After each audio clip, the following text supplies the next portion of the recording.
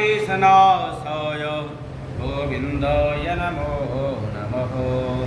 ध्यायेयं सदा परिभवाग्नमभीष्टदोहां तीर्थास्पदं शिवविरञ्चिनुतं शरण्यं भृत्यार्तिहं प्रणतपालभवाभिभूतं वन्दे महापुरुषते चरणोरविन्दम्। बोल श्री वृंदावन बिहारी लाल की जय, श्री जुगल जोड़ी सरकार की जय, श्री राधा रानी की जय, श्री बरसाने वाली की जय, श्री लक्ष्मी नारायण भगवान की जय जय जय श्री राधेश्याम। गुरुजी निर्जला एकादशी कब है और इसका क्या मतलब है? निर्जला एकादशी 25 जून 2026 दिन बृहस्पतिवार को है और ये निर्जला एकादशी विशेष लोगों के लिए कल्याणकारी होती है। जो वैष्णव संप्रदाय के लोग हैं वो निर्जला एकादशी का व्रत करते हैं। जो एकादशी है, जो वैष्णव लोग हैं वो प्रत्येक एकादशी का वैसे तो व्रत करते हैं। महीने में 2 एकादशियाँ होती हैं, एक 15 दिन पे एकादशी आती है, तो एक शुक्ल पक्ष की होती है, एक कृष्ण पक्ष की। दोनों एकादशियों का व्रत जो वैष्णव संप्रदाय के लोग हैं, जो वैष्णव भक्त वृंद हैं, वो दोनों पक्ष की एकादशियाँ करते हैं कि साल में 24 एकादशियाँ होती हैं। 24 की 24 एकादशियों का व्रत जो वैष्णव भक्त हैं वो अवश्य करते हैं। वो सारे कार्य भूल जाएंगे, छोड़ देंगे, परंतु निर्जला एकादशी हो या साल की जितनी भी एकादशियाँ हैं वो जरूर करते हैं। क्योंकि एकादशी का व्रत करने का विशेष महत्व क्या होता है? एकादशी का व्रत करने से जीव अर्थ धर्म काम मोक्ष की प्राप्ति करता है, क्योंकि ये एकमात्र सरल उपाय है कलयुग में। कलिकाल में एकादशी का व्रत करने से जीव मोक्ष भी प्राप्त करता है, अर्थ भी प्राप्त करता है, धर्म भी प्राप्त करता है और कामना की पूर्ति भी उसकी होती है। इसलिए हमारे वैदिक सनातन धर्म में एकादशी के व्रत के विशेष में बहुत कुछ बताया गया है।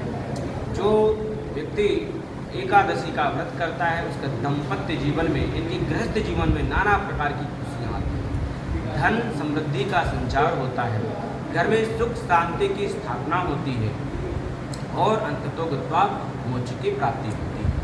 आपने पूछा कि एक निर्जला एकादशी कब है और इसका महत्व क्या है। क्योंकि मैंने आपको पहले बताया कि निर्जला एकादशी 25 जून 2026 को है, दिन बृहस्पतिवार है। बृहस्पतिवार है कि गुरुवार, गुरु मतलब भगवान विष्णु का स्वरूप है और उसी दिन जो है ये निर्जला एकादशी पड़ती है।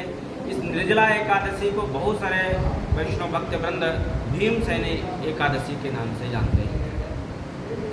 इसका विशेष महत्व ये होता है कि जो व्यक्ति साल में जैसे 24 एकादशियाँ आती हैं, महीने में 2 बार, जो व्रत नहीं कर सकते हैं वो खाली निर्जला एकादशी व्रत कर ले तो साल की 24 एकादशियों का फल उनको प्राप्त होता है। इससे भगवान लक्ष्मी नारायण प्रसन्न होते हैं और व्यक्ति को समस्त उसकी कामनाओं के रूप उसको फल प्रदान करते हैं और उसके दाम्पत्य जीवन की गृहस्थ जीवन में सुख समृद्धि प्रदान करते हैं और उसको कुशाग्र बुद्धि का मालिक भी बनाते हैं। कुशाग्र बुद्धि मतलब तेज तीव्र बुद्धि का मालिक भी बनाते हैं। जब तक धराधाम पे रहता है तब तक उसको अर्थ धर्म का मोक्ष की प्राप्ति होती है। और मतलब धराधाम पे रहने का मतलब क्या होता है? संसारिक सुख सुविधाएं उसको प्राप्त होती है और इस धरा से जब उसका समय सीमा समाप्त हो जाता है तो उसको परम मोक्ष की प्राप्ति होती है। भगवान श्री लक्ष्मी नारायण का वैकुंठ लोक प्राप्ति होता है। ये इसकी विशेषता है। इससे हमारे देव और पितरों को संतुष्टि होती है, उनको प्रसन्नता मिलती है और जब देवता और पितृ प्रसन्न हो जाते हैं तो हमारे घर में हमेशा मंगल सहनाइयाँ गुजरती रहती है। ऐसी हम लक्ष्मी नारायण भगवान से प्रार्थना करते हैं। आप समस्त वैष्णव भक्त वृंद इस निर्जला एकादशी का व्रत करके इसका परम लाभ जरूर लें और अपने बालकों को भी, अपने बच्चों को भी सिखाएं। क्योंकि क्या होता है, कई बार हम कहते हैं व्रत नहीं रख पाएंगे।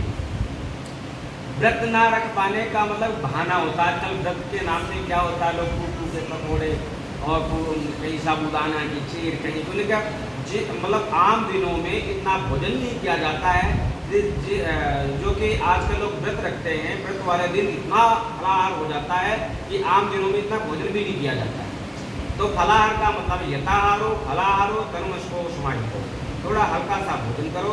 और उपवास का मतलब उप हरी समीपे, उनकी उपवास करके कच्चा दूध लो गौ माता का और हल्का सा फल, और उसको ग्रहण करके भगवान का भजन करो। उनकी हरि के समीप, उनकी भगवान लक्ष्मी नारायण के समीप बैठ करके उनका कीर्तन करो, नाम जाप करो, जिससे वो भगवान प्रसन्न होकर के हमारा कल्याण करते हैं।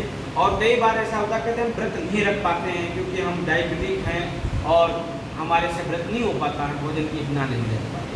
तो मेरे बंधुवर, कई बार ऐसा होता है कि हम व्रत नहीं कर पाते हैं तो कहते हैं, लेकिन कई दिन में कई बार ऐसा हो जाता है कि भोजन करने का समय भी हमें नहीं मिलता। भोजन की थाली लगी होती है लेकिन पूरा दिन बिना भोजन के निकल जाता है।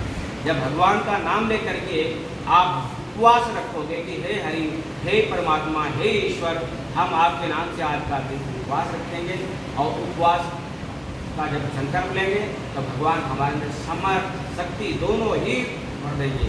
इसलिए आप सबको घबराने की आवश्यकता नहीं है। उपवास करने का विशेष महत्व साइंटिफिक और आध्यात्मिक। हम 365 दिन रोज भोजन करते हैं ना। अब क्या होता है, शरीर को भी तो हमारे को शरीर को भी तो थोड़ा गैप चाहिए। अब जब गैप नहीं देते तो कई बार हमारे शरीर में फूड पॉइजनिंग हो जाती है, पेट खराब हो जाता है और कई समस्याएं आ जाती हैं। उपवास करने से क्या होता है, शरीर को गैप मिलता है। और भी कई ऐसे आपको साइंटिफिक बताऊंगा कि उपवास करने से क्या होता है। अगर हमारा प्रत्येक भारतीय अगर एक दिन उपवास करें तो कितने करोड़ों लोगों का भोजन बच सकता है, और जो नीडी और जो जरूरतमंद है उनको भोजन प्राप्त होता है। तो कई बार भूख नहीं होती लेकिन ज़बरदस्ती हम पूछ लेते हैं, ज़बरदस्ती हम खाने बैठ जाते हैं।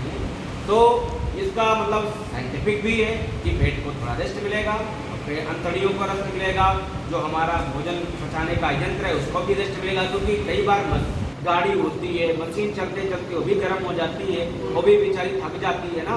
तो शरीर में जितने भी पुर्जे हैं वो भी मशीनरी हैं, इनको रेस्ट भी हो जाएगा और देखिए एक बंद कई कार्य हो जाएंगे। परमात्मा भी खुश, शरीर भी खुश और लोग भी खुश, हम भी खुश, आप भी खुश। बोल वृंदावन बिहारी लाल की जय। जय श्री राधे। आज के